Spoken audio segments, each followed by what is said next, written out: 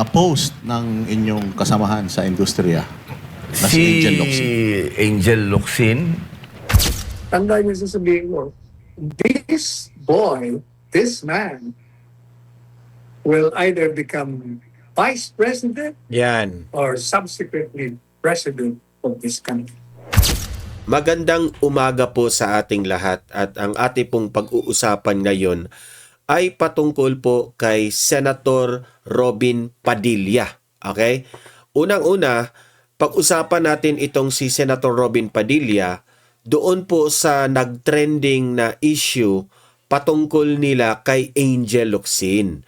Alam naman po natin, sablay yung mga sinasabi ni Angel Locsin patungkol po kay Robin Padilla.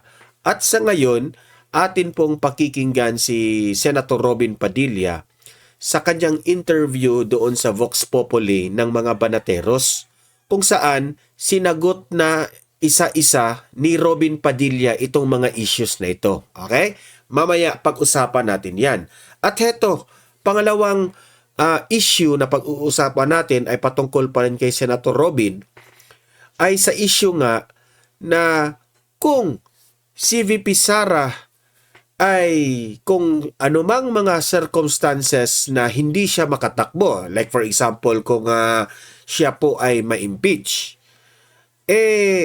itong si Attorney Panelo, yung dating legal counsel ni former President Duterte, si Attorney Salvador Panelo senior, yung tatay, ay sabi niya, hindi ako magkamali dyan.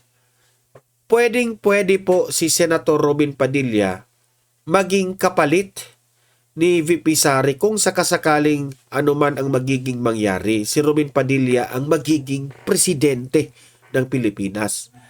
At nabanggit rin doon sa programa ng Banateros na kung sakasakaling kung sino man, no? Kasi hanggang ngayon, pinagdidebatehan ngayon kung sino ang magiging running mate nitong si VP Sara sa 2028, ay bukas naman itong si Senator Robin Padilla na maging Vice President kung sakasakali silang dalawa ni VP Sara ang tatakbo, di ba? Palakpakan! Ayan. Bukas si Senator Robin Padilla. Pero alamin natin ano ba ang mga dahilan bakit papayag si Robin Padilla na maging Vice President nitong si Inday Sara Duterte. Okay? Yan po ang ating mga pag-uusapan ngayon kasi po mga maiinit na interview po na kailangan na po ng statement na parang conclusion na itong si Panelo at itong si Robin Padilla po ang ating pakikinggan patungkol po sa issue na ito. Okay? Pero bago natin yan pag-uusapan, ay tulungan niyo po muna ako na mag-like at saka mag-share sa ating vlog na ito para guys kakalat ito sa taong bayan para malaman po ninyo ang mga updates natin. Okay? Okay lang ba? Like and share na. At sa mga hindi pa nakasubscribe sa akin at if you are first time dito sa aking vlog sa Donmar TV, mag-subscribe na po kayo kasi libre lang po ang mag-subscribe sa YouTube. At kung nakasubscribe na kayo sa akin, ay ma-notify kayo kung meron tayong bagong uploads, especially kung mga breaking news at mga trending na mga issues. First kayong ma-update sa mga cellphones ninyo na malaman ninyo na may mga importanteng mga bagay tayong panoorin. Okay? Nakasubscribe na ba lahat? Okay. Pero bago natin simulan, ay as always promise, ay babati muna ako dito sa mga laging mga nanunood dito sa ating programa sa Donmar TV. Okay? Ito po, natin. Andy Acevedo. Hello Donmar, watching from Netherlands. Ayan ma'am, ingat-ingat po kayo dyan sa Netherlands. Okay? Alam naman po natin dyan na nandyan po malapit si tatay, di ba?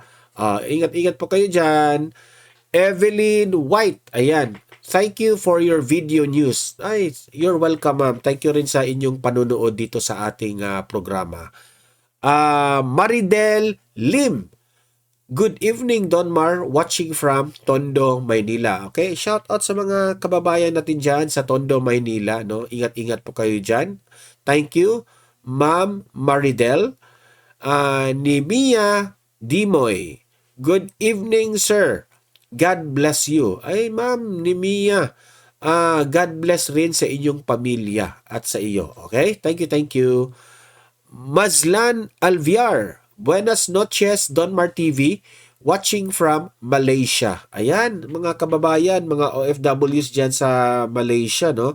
Thank you sa inyong panonood dito. Ma'am, Mazlan, thank you. Mabuhay po kayo dyan sa Malaysia.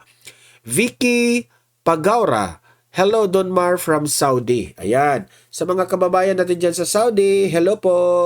Ma'am Vicky, maraming salamat. Ayan. So, heto po.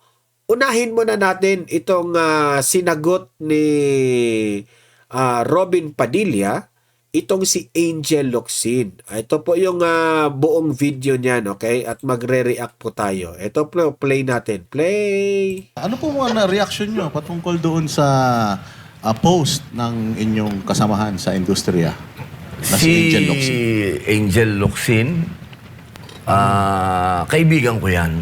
No, kasi marami po mga nagsasabi, mga taong bayan, si Angel Locsin kasi, ang tinitingnan niya lang ang kanyang sarili. Okay? Medyo makasarili siya sa komentaryo niya patungkol kay Robin Padilla Okay? Ang katotohanan sa aming dalawang mag-asawa noong, hindi si Angel yung asawa ko, si Mariel, nung nabalitaan namin yon, isa lang yung sinabi naming dalawa. Baka may pinagdadaanan si Angel, kami naman wala. So, siguro, intindihin na lang namin.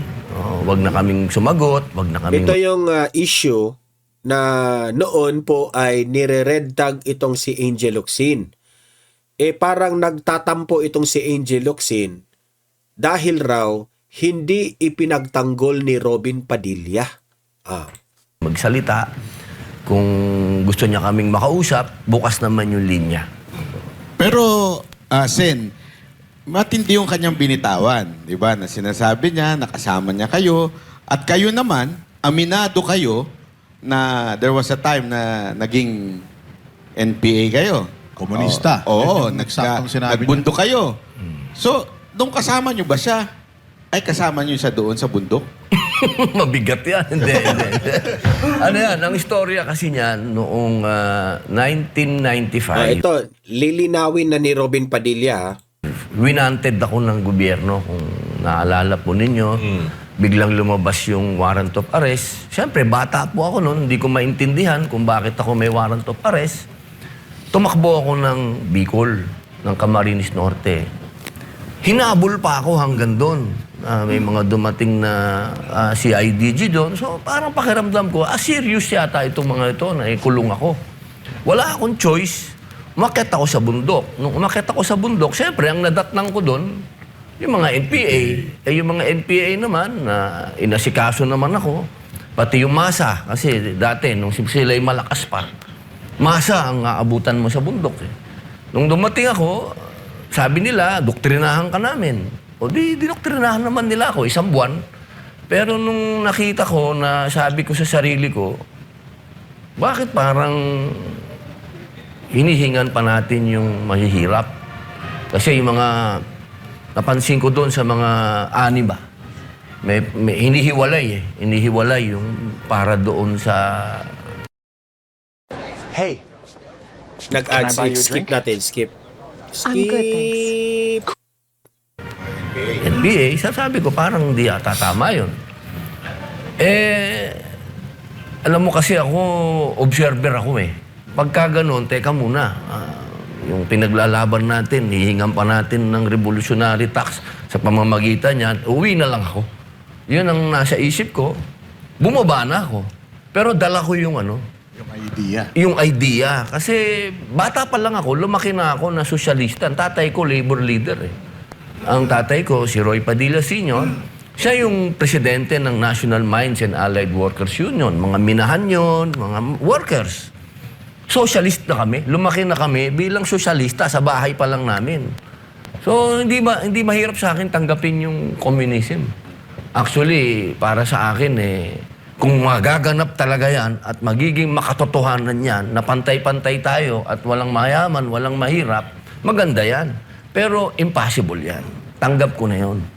Tsaka yung sinasabi pa nila na yung kaalaman ko daw dyan, maliit. Hindi po. Sa Cuba pa ako nag-aral. Nagpunta pa ako dun. Hindi po yan mismo. Nilalabas pa nila yung mga picture namin ni Joma. Nagpunta din ako sa Utrecht noong mga panahon na yan. Pinag-aralan ko talaga, pero hindi yung armado. Never kong tinanggap na kailangan tayong mag-armas kasi tapos na si Bonifacio eh. Nakuha na natin yung freedom. Ang pakikibakan natin ngayon, kahirapan, hindi kapwa Pilipino. Kailangan natin makidigma sa kahirapan. Hindi sa kapwa Pilipino. Kasi kalokohan yung may gobyerno na tayo. Ibabagsak natin yung gobyerno para magtayo tayo lang panibagong gobyerno. Kumbaga, nasa third floor na tayo. Gusto nyo, bumaba pa tayo uli ng first floor. Kalokohan yun. Pero hindi... Grabe ha, malawak ang kaalaman ni Robin Padilla patungkol nga dito eh. Tapos, ito yung tao na binabash ng mga dilawan, pinklawan. Di ba? So, huwag kayong mapanghusga. Hindi ibig sabihin na si Robin Padilla, artista. Alam niyo ba kung bakit binoto si Robin ng mga taong bayan? Kasi may common sense eh. May puso sa bayan natin. Yun ang pinakauna.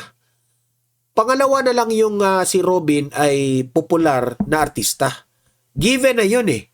Okay? Pero, dinagdagan kasi ni Robin na nalaman ng taong bayan na si Robin po matalino.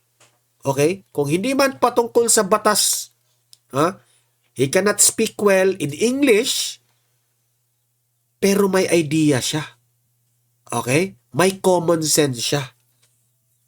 Kasi pagdating doon sa Senado, meron ka bang mga sekretaris doon? Meron ka bang mga lawyers na mga tutulong sa iyo? Na mga trabahante mo. Di ba? Ang kay Robin na lang, masunod yung gusto niya, no? Sa pagiging senador niya. Yun ang importante. Hindi ko iniiwan yung ideology. Hindi po. Kahit na magalit kayong lahat, kahit mga kaibigan ko magalit kayo, pasensya na kayo. Kasi ang unang Kristiyano, nasa Biblia yan, pag binasa nyo sa... Kapag si Robin po babanggit ng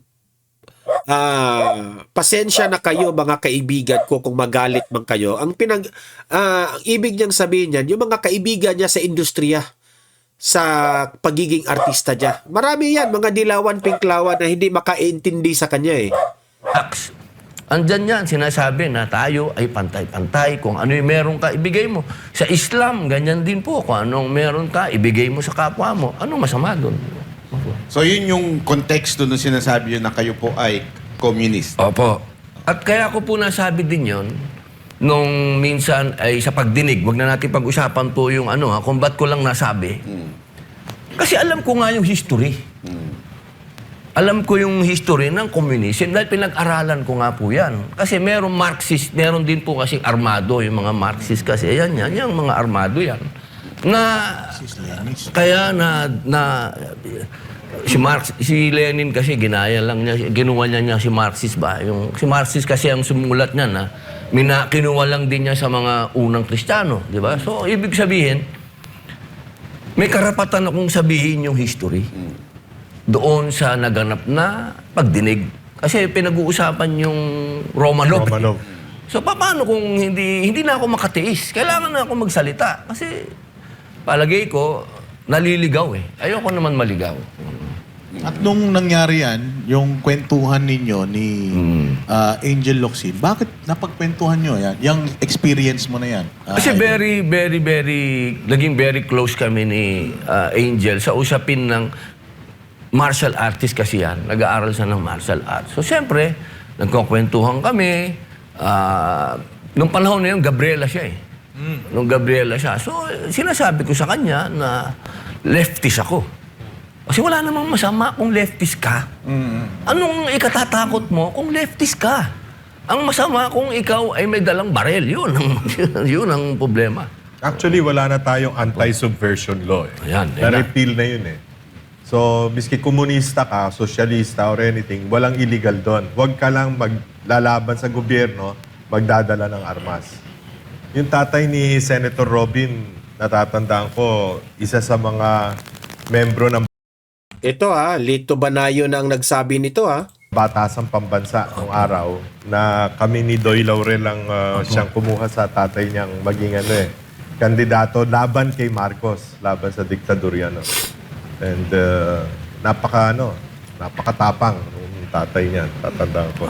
Salamat po. Kaya lang, speaking of the left, ngayon kasi, alam naman natin na maraming raid na nagaganap ang military at yung mga nakikitang mga gamit doon ay galing sa left.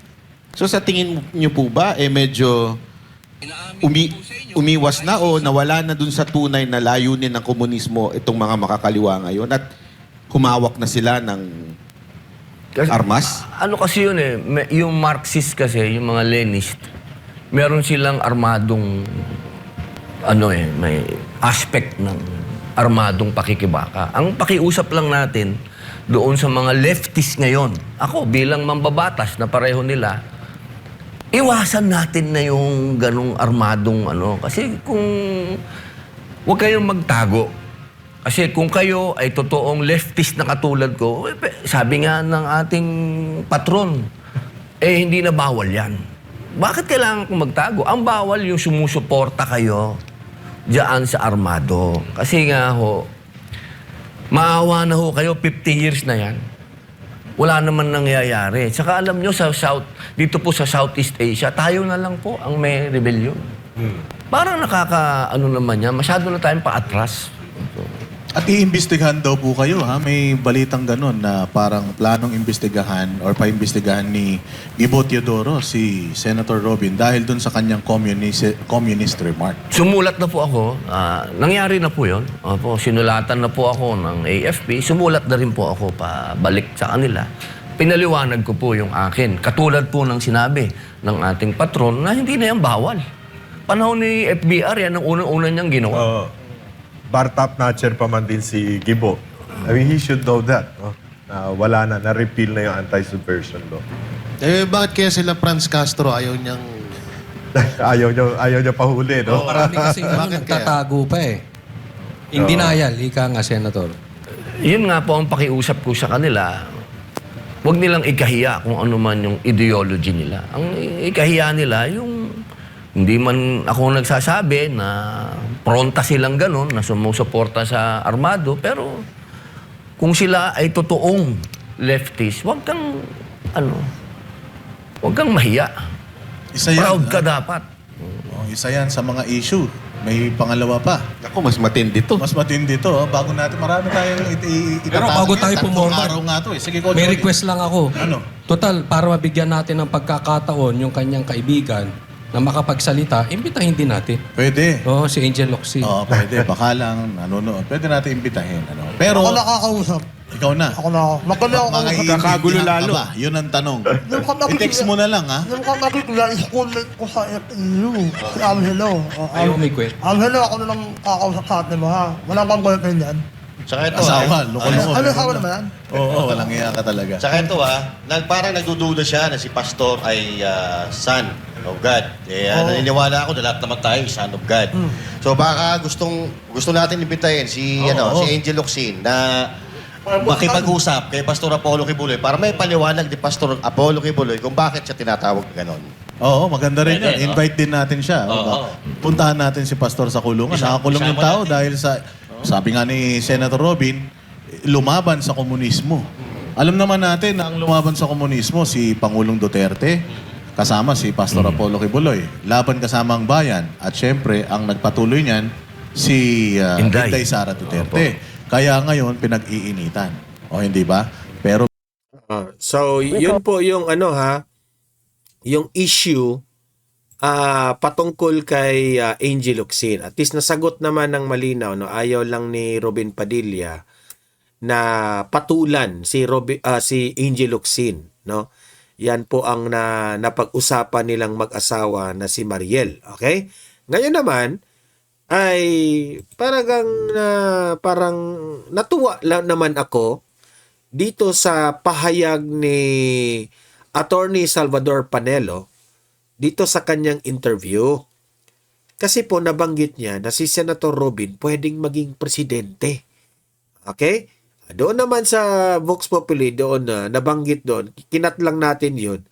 Nabanggit rin doon na kapag si BP Sara rin matuloy sa 2028, pwede rin si Robin tandem ni BP Sara. Ito, para sa buong detalye nito, pakinggan natin si Attorney Salvador Panelo. Play. Kaya sabi ko sa inyo, sabi ko kasi Senator Robin Padilla, sabi ko niyo sa asawa niya. O, alam mo, sinabihan ko, mag-top siya, hindi siya niwala, number one. Okay, sasabihin ko sa kayo, pag si Inday Sara hindi tumakbo for whatever reason, papatakbuhin natin si Robin Padilla, siya susunod na presidente. Nako, Tandaan niyo yung sinabi. Magiging presidente. maganda ito. At ito pa, sa isang anggulo pa, Attorney Sal, sinungaling at hindi mapagkakatiwalaan. Ito nga ang questioning ibinato ni Senator Judge Robin Padilla sa paiba-ibang affidavit ni itong si Arturo Las Cañas na ginamit ng prosekusyon bilang reference dun sa ebidensya ni NBI Director Melvin Matibag. Kasunod nga nito, nanawagan nga si Senator Padilla sa mga upcoming pa ng mga witness ng prosecution. Alamin natin to sa ulat ni Angel Pastor. Natapos na ang pagsalang ng huling witness ng prosekusyon na si NBI Director Attorney Melvin Matibag para sa Article 4 ng impeachment case na umano'y grave threats ni Vice President Sara Duterte. Sa interjection ni Senator Judge Robin Padilla, pinuna nito ang prosekusyon kung bakit kailangan pang gamitin ang affidavit ni Arturo Las Cañas, gayong napatunayang pabago-bago ang mga pahayag nito. Kwinisyon ni Senator Judge Robin Padilla si Lead House Prosecutor Jervil Luistro kaugnay ng magkakaibang pahayag ng self-confessed Davao Death Squad hitman na si Arturo Las Cañas. Ginamit ng prosekusyon ng affidavit ni Las Cañas upang suportahan ang alegasyon ng pattern of violence sa testimonya ni NBI Director Melvin Matibag kaugnay ng umano'y mga pagbabanta ni VP Sara. Napakahalaga po sa bawat pagdinig ay yung nagsasabi ng katotohanan. Tama po ba? Tama po. Opo. Pagka ang isang witness po ay naging halimbawa na... Ito yung part na namutla si Luistro. Paiba-iba ang sinasabi. Ano pong tawag dito? This is a hypothetical question, Apo. Your Honor. You are not referring to any particular witness? Si Las Cañas po. Yung inyo pong pinakitang affidavit, October 3, 2016, sinabi niya walang kinalaman ang Pangulong Rodrigo Roa Duterte. February 20, March 6, na iba na ang istorya. Ang tanong ko po, ano ang tawag sa taong paiba-iba ang sinasabi? Di ba po sinungaling? Hindi direktang sinagot ni Luistro ang tanong ni Padilla. Sa halip sa presiding officer siya nagbigay ng tugon. Nais ko pong linawin ang kanina ko pong manifestasyon. Ito po ay ipresenta sa impeachment court bilang bahagi ng testimonya ng witness. Hindi pa din po sinasagot. Pwede ba nating sabihin, lead prosecutor, na ang testigong pabago-bago ang kanyang testimonya sa magkakaibang petsa o araw o panahon ay isang testigong hindi maaasahan? without particular reference to Arturo Las Sa Cañas. pangkalahatan, I agree with you, Honorable Presiding Officer. Pinuna rin ni Padilla ang pagharap ng prosekusyon sa mga testigong sina NBI Regional Director Attorney Jeremy Lotok at Senior Agent John Mark Calilong na may kinakaharap umanong kaso. Bilang pakiusap po sa inyo, sa prosecution, pwede po ba na sana ay maiwasan natin ang pagbibigay ng witness na may kasong perjury? Hindi na po ito si Las Cañas. Ang sinasabi ko po ay yung dalawang mahal nating witness, si Attorney Jeremy Lotok at si NBI Agent Calilong, na sa mga oras na ito ay may kasong hinaharap na perjury. Pwede po bang iwasan natin na may mga ganito tayong witness para ang nasasakdal po kasi dito ay ibinoto ng 32 million na tao. Matatandaang noong day 5 ng impeachment. Kasi dyan po pumalag si Robin Padilla eh. Kasi sablay po yung mga witness ng mga prosecutors. Itong si Calilong, di ba? Sablay. Dapat ninyong intindihin na itong pinapa-impeach ninyo ay binoto po ng 32 million na taong bayan. Tapos, bibigyan nyo kami ng witness na ganito, na paiba-iba yung mga statements. Sablay naman yata yun. Di ba? Yung taong bayan nakatingin ngayon dito sa impeachment. Sino ang pipiliin nila? Di ba? Si BP Sara? O itong witness ninyo na paiba-iba yung statement? Medyo sablay yata yun, di ba? Maniniwala tayo kaagad sa isang witness na paiba-iba yung statement o itong vice presidente natin na binoto ito ng 32 million. Ganun lang. Sa logic pa lang doon, sa argumento pa lang na ganyan. Di ba? Trial nang sumalang sa witness stand si NBI Regional Director Attorney Jeremy Lotok, naungkat ni Padilla ang mga reklamong perjury, robbery, extortion at theft na umano'y isinampalaban dito sa ombudsman. Paglilinaw naman ng prosekusyon na verify umano nilang walang nakabinbing kaso laban sa dalawang prosecution witnesses. Samantala, kwenesyon ni Senator Judge Amy Marcos ang silbi ng Special Task Force ng NBI ngayong nagpapatuloy ang impeachment trial kay Vice President Sara Duterte, lalo't wala pa namang aktual na naganap na assassination. Bakit pa kailangan mag-case build-up samantalang eto na tayo sa impeachment trial, eto na tayo na wala pang actual assassination, kaya hindi naman maintindihan kung ano pa ang silbi ng Special Task Force. Paliwanag naman ni Matibag, Dito sa impeachment, magkaiba po yung requirement eh. Hindi naman po natin kailangan pang ipresenta kung sino yung kinausap na assassin. Ang importante lang po rito ay yung admission mismo ng Vice Presidente na humanap siya ng mamamatay para patayin ng Presidente at iyon ay pumayag. mula dito sa Senado para sa Diyos sa Pilipinas kong mahal, Angel Pastor, SMNI News. Yan po, Attorney Sal, ang naging payag ni Senator Judge Ito Robin yung Padilla. reaction Ano pong ni masasabi niyo doon? Attorney Sa tingin niyo Panelo. po ba ay iti-take ng prosecution team yung advice ni Senator Padilla? Alright. Alam mo, kagabi, may lumabas na balita tungkol kay Robin Padilla. Yung mga mainstream, yung mga anti-Duterte outlets, kaya ng Inquirer, yung mga Philippine Star, ABS-CBN, at pinalalabas doon. Inimenos na naman nila si Senator Robin Padilla.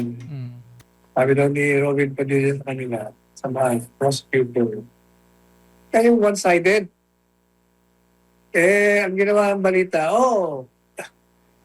bakit daw sinasabi na one-sided? Talaga naman, siyempre, one-sided talaga prosecution para sa kausa nila. Dahil sabi, gusto nilang palabasin. Tatanggihin si Robin. Ang problema sa inyo, gaya ng sinabi ko sa inyo, si Robin Padilla. Contrary to the perception of many which has been destroyed by 30, ano bang boto niya? 30 million, 31 million Yes, attorney. 30 plus. voters. Hindi ba, tandaan mo yan si Senator Robin Padilla? During the survey, tumatakbo lang yung survey niya sa number 9, 10, 11, 12, sa 13 pa, balik sa, ano din sabi, nasa bottom line. Marami nga nagsabi, hindi pa nanalo yan. Ex-convict yan. Artista lang yan. Hindi naman graduate. Pero ito ha, i-explain ni Attorney Panelo bakit very qualified si Senator Robin Padilla maging presidente ng Pilipinas. Okay, ipapaliwanag ito. Ako maniniwala ko kay Panelo kasi siya rin ang nagsabi dati na si former Mayor Rodrigo Roa Duterte, siya ang unang-una na nagtulak kay Duterte na pwede ka. Ikaw yung maging susunod na maging presidente ng Pilipinas. Nagkatotoo. Di ba?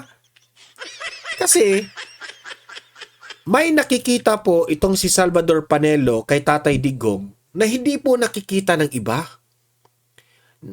Nakikita man nila na may potential si Tatay Digong at that time na meron mga marami nagsabi. Nakita man pero hindi inakala ng ibang mga politicians na maging presidente talaga si Tatay Digong. Okay, kasi iba mantakin nyo, he was just a mayor sa isang city, like ordinary city na Davao, okay? Tapos at that time magulo pa yung Davao, okay? Pero doon nagsimula na nagbigay po ng marka si Tatay Digong kung paano niya ni-restore o ni-reform ang Davao. Okay? At doon nakikita ni Attorney Panelo na itong si Tatay Digong pwede. Okay? Hanggang, to make the long story short, naging presidente ng Pilipinas. Ngayon naman, ako maniniwala talaga ako kay Panelo kapag sasabihin niya, itong taong to, maging presidente ito o capable ito maging presidente. Okay? Coming from the words of man na minsan nang naging totoo ang kanyang sinasabi. Di ba? So, laban lang, Attorney Sal. Graduate yan. Walang aral niya. Munting lupa. Ang hindi nila kung alam, ito, graduate ito ng criminology. Si Robin, ha? Criminology. Alam niyo, pag nag-aaral ka ng criminology, nag-aaral din niya ng batas. Kailangan niya kasi enforcer ka ng batas. Gusto mo maging police. So graduate si Senator Robin Padilla. Pangalawa, may sentido komon yan kung mapapansin niyo. May common sense. Meron siyang katutubong talino. Maliban pa sa humble na tao. Kaya sabi ko sa kanya, kasi kasabay ko yan ng tumakbo eh. Sabi ko, Robin, tanda ko sasabihin ko sa'yo, ikaw ang number one. Huwag mong intindihin yung mga detractors mo. Yan nga ako si Turpo, number one sa survey. Wala yan. Walang binatbat sa'yo. Wala kaming binatbat sa ilan. Ikaw ang number one. Siyempre, hindi po, okay lang sa akin number 2. Hindi. Tanda mo number one ka. Wala ka naniniwalang mananalo, pero sinabi ko, number 1 ka. Tandaan mo yan. O ano nangyari? Ni-shock lahat.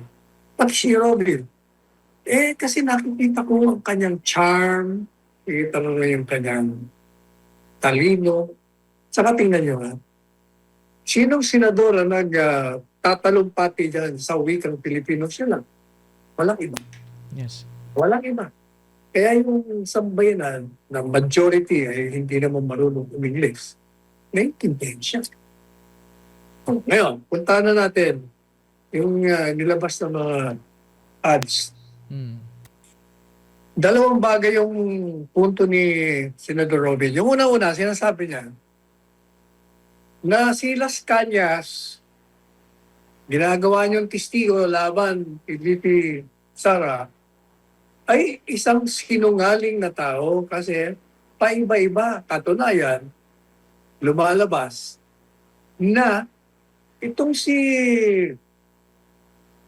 Las Cañas pala, nakalimutan ko na nga yun, Yes. nirekomenda ng Blue Ribbon Committee na idemanda ng perjury. Kasi una, sangayon kay Lacson, sa kanyang investigasyon, sinasabi na walang kinalaman si Presidente Duterte sa simple tao ng mga extrajudicial killing. Pagkatapos, after that, nag-retract, nagbago ng pahayag. Dinidiin niya na si Presidente Duterte, nilabas niya na mga DDS, ano pang mga death squad daw ni Duterte. So madaling sabi, because of that, pati nga daw si Senator Lacson, nagkonsulta pa nga ako sa isang kaibigan kong dating justice. At ang sabi, tinanong ko kasi, gano'n makahalaga? Yung unang sinabi o yung pangalawa? Ay, hindi, sabi ng justice, tama siya doon. Ang pinapahalaga ng hukuman, yung nauna. Kasi yung pangalawa, hindi ka panipaniwala yon. Maliban sa kung ipapakita mo at maprubahan mo na tinakot ka kaya sinabi mo yung una. O kaya binayaran ka. Madaling sabi may konsiderasyon sa pagsisinungaling mo. Pwede kang paniwala. Kung maprubahan mo, wala naman nakakaprubang gano'n. Lahat ng mga bumabaliktad. Sinasabi lang nila, hindi, tinakot ako. Pero never sila nag-introduce ng evidence na tinakot sila. Kaya nga yung mga retraction, hindi dapat binibigyan ng pagpapalaga. Kaya yung prosecution, ginamit nila si Mascarenhas. Kaya ang punto ni, tinatanong niya itong si ano bang matatawag mo doon sa pabago-bago, ang mga pahayag. Ito namang si Luis Tro, palibasa, parang pareho lang mo silang mga yan Puro sila evasive. Pag nahuhuli mo na, kung ano-ano sinasagot, hindi niya masabi-sabi na, sa simpleng tanong, simpleng sagot. Opo, hindi. Hindi, ayaw niya. Gusto niya mag-justify.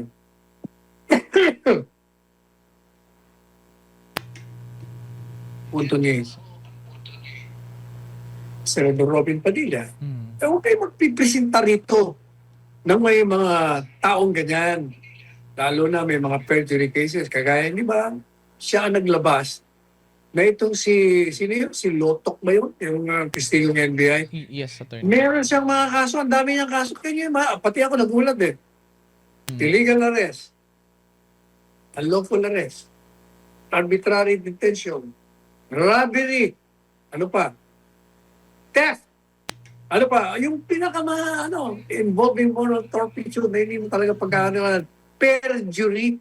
Sabi niya, pwede ba? Huwag kayo rito Huwag kayo rito magbibigay ng mga testigo, ng mga sinungaling. May mga kasong perjury. Banat naman ng ministry of Panginoon. Sabi niya, alam po ninyo, iyon ang mga testigo. Inosente pa yan. Under the law. Presumption of innocence. Hindi mo naman ako convicted yan. Kaya binalikan siya ni Senator Robin Padilla. Teka muna. Bakit kayo? Ang trato nyo dito sa aming mga senador, iba sa pagtrato nyo.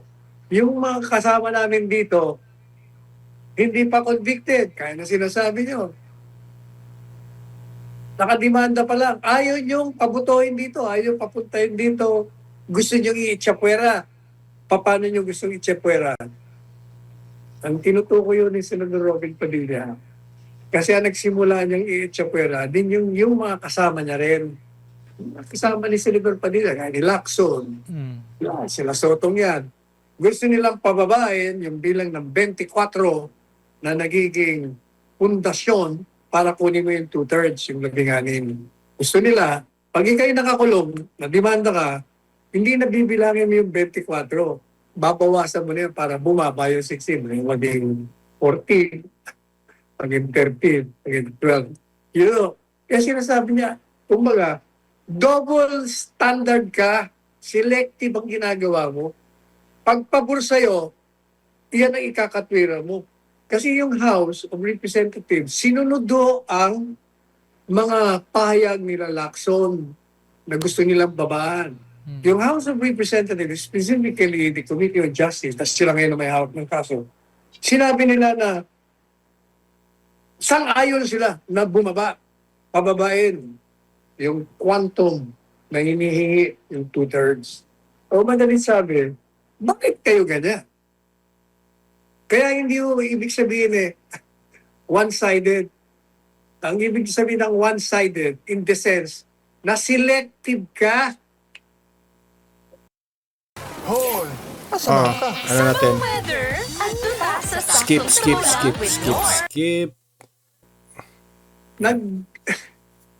Discriminatory ka, yung pabor lang sa'yo ang gusto mo. Kagaya ng mga testigo. Sabi mo, hindi pa naman convicted yan. Kahit na may demanda yan. Bakit yung mga senador? Ayaw mo papuntahin dito. Ayaw pabuto, hindi na naman convicted.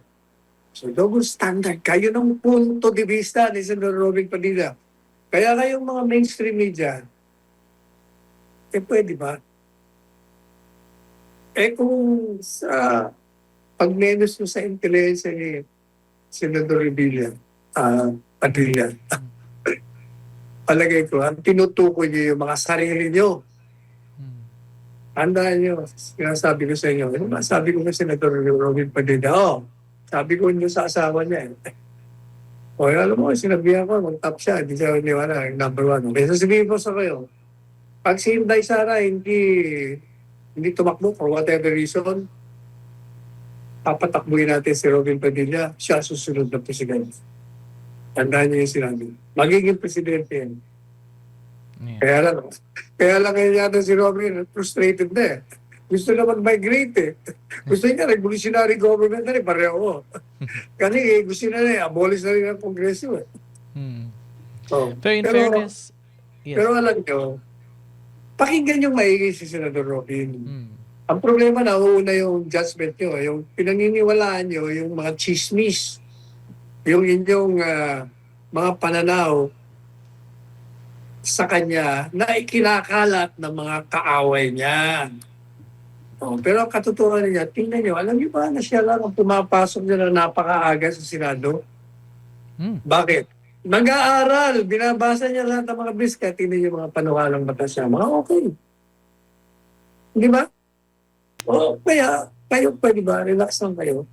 Tandaan niyo sasabihin ko, this boy, this man, will either become vice president or subsequently president of this country. So yun po ang pahayag ni Attorney Panelo. It's either magiging vice president or president itong si Senator Robin Padilla. Ano ang inyong reaksyon dito? Ano ang inyong opinion patungkol dito? Babasahin natin yan sa comment section. Okay? Paki-like, paki-share po dito sa ating vlog if nagugustuhan nyo. Sa mga hindi pa nakasubscribe, subscribe na po kayo. Okay? See you in my next video. Have a great day. Have a great night. God bless po sa ating lahat. Mabuhay ang Pilipinas and God save the Philippines. Bye-bye.